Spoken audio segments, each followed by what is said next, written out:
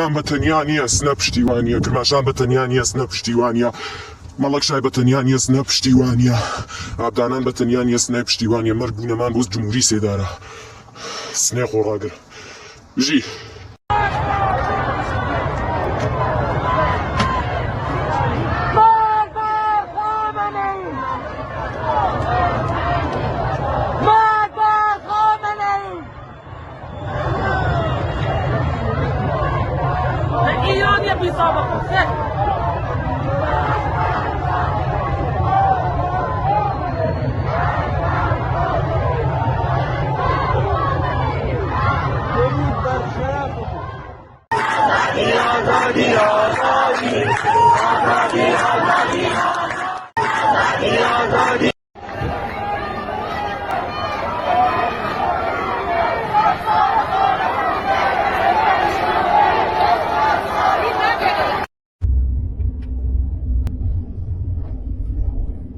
Wanne sarkub garom, wanne sarkub garom.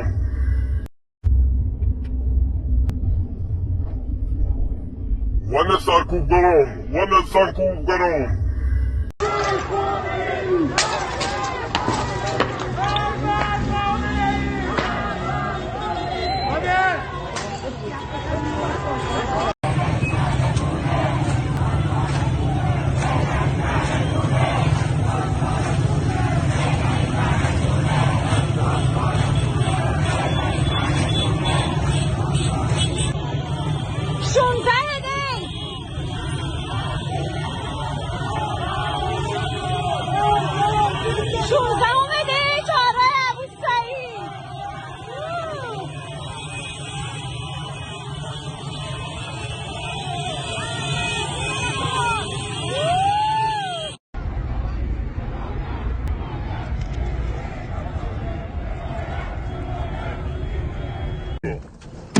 Kahve.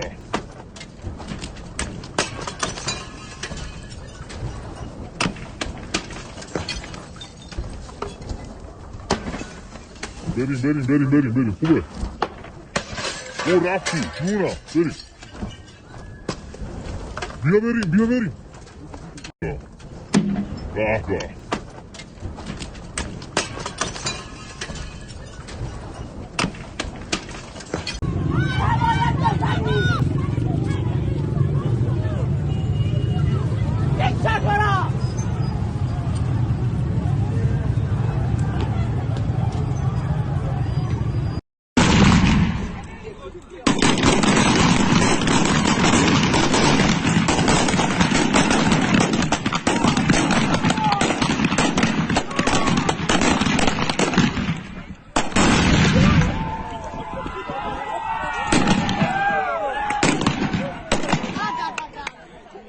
کوردستانیانی خۆڕاگر دۆخی ئێران ڕۆژ لە دوای ڕۆژ سەلمێنەری ئەو ڕاستیەکە گۆڕان بابەتێکی چاوەڕوانکراوە و تا دێ لە ڕزگاری و ئازادی نزیک دەبینەوە. لەم دۆخەدا ئێمە وەک کۆمەڵگای کوردستان لە وێستگەیەکی هەستیار و تایبەتداین. هەستیار لەو بوارەوە کە خاوەندنارەتی بزوتنەوەیەک دەکەین کە گرێدراوی ژن ژیان ئازادیە. لەو ڕەهەندەوە خوازیاری هێنانە ئارای ئێرانێکی ترین، ئێرانێک کە بۆ هەمیشە لە پاوانخوازی ناسنامەی نەتەوە دەوڵەتێک دەرباز بێ و ببێتە جوغرافیایەکی مەدەنی کە تیایدا فرەناسنامەبوون و مسۆگەربوونی سەروەری هاوبەشی هەموو نەتەوەکان بە ژێرەی یاسا بە فەرمی بناسرێت. بەڵام ئامانجی سەرەکی گەیشتنی کوردستانیان بۆ بە ئەنجام گەیاندنی دواوێستگەی سەرکەوتن مسۆگەر نابێ ئەگەر نەتوانین خۆمان بە تەواوی ڕێک بخەین. هەر لەم ڕەهەندەوەیە کە لەم کاتەدا بە پێویستم زانی ئەم پەیامەتان لە دۆخێکی تایبەتدا پێشکەش بکەم. پەیامێک کە مەبەستی سەرەکی لێی بەخشینی ئارامی و پێکەوە بوونە. لە داهاتووی خۆرهەڵاتی وڵات هەوڵی هەمومان ئەوەیە کە ڕێگاکانی یەکگرتوویی کۆمەڵگای کوردستان مسۆگەر بکەین. هەرچەند جیاوازی لە کوردستان بابەتێکی ئاسایی و قبوڵکراوە، بەڵام ئەوەی لە کۆتاییدا بەیەکەوە گرێمان دەدات بەرژەوەندی گشتی و چارەنووسی هاوبەشمانە. هەر بۆیە پێویستە لە دەلاقەی بەرژەوەندی کوردستانیەوە سەیری گۆڕانکاریەکان بکەین. ژینگەی سیاسی، کولتوری و کۆمەڵایەتی کوردستان نابێ ببێتە پانتایەک بۆ دوژمنایەتی و بربرەکانی یەکتر. بپێچەوانە دەبێ ببێتە ژینگەیەک بۆ لە یەک تێگەیشتن و یەکتر قبولکردن.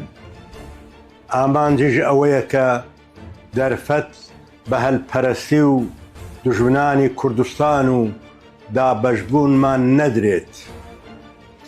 لە ڕابردوودا دوژمنانی بزوتنەوەی نەتەوەی کوردستان بەڕاکێشانی تاقمێک بە ناوی جاش ژینگەیەکیان بۆ بەریەککەوتنی کوردستانیان پێکهێنا تاکو مرۆڤی کوردستانی بکەن بە دوژمنی یەکتر. لێرەوە جارێکی تر داوا لەو کەسانە دەکەین واز لە خزمەتکردن بە دوژمنانی کوردستان بهێن و بگەڕێنەوە باوەشی نیشتمان. دڵنیاش بن هەر هەنگاوێک کە ئەوان لە بەرژەوەندی کوردستان هەڵی بگرن بە سینگفراوانیەوە پێشوازی لێ دەکرێت. ئەزموونی بەشەکانی تری کوردستان پێشانی داوەکە هێزی دوژمن دوازار لە خاکی کوردستان ڕادەماڵرێن و ئەوەی دەبێنێتەوە کوردستان و کوردستانیانن. ئێمە لە کوردستان بێجگە لە کۆماری ئیسلامی و هێزەکانی دوژمنێک ناناسین. بۆیە هەموو هەوڵمان بۆ یەکانگیری کۆمەڵگای خۆرهەڵاتە. لەو سۆنگەیەوە بە ئەرکێکی نیشتمانی و ئەخلاقی دەزانین کە داوا لە خزمەتکارە کوردەکانی ڕژیم بکەین کە بگەڕێنەوە باوەشی کوردستان و ببن بە بەشێک لە بزاوی ڕزگاری و ئازادی کوردستان. سەرکەوتن بۆ گەل و ئازادی بۆ نیشتمانە.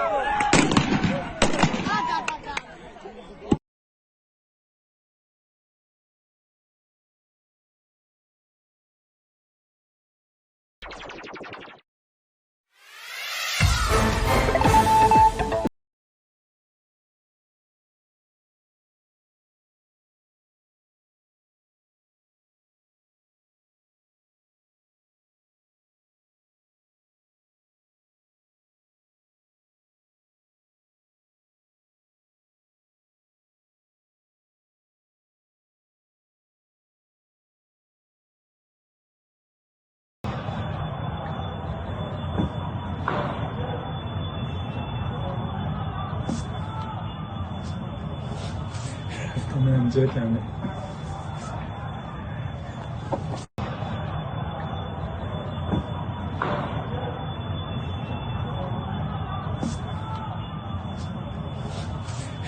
önce kendi.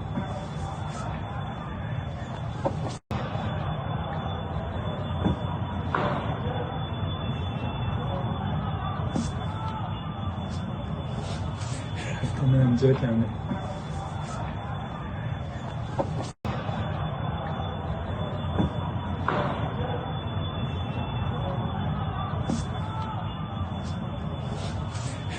من جاكمه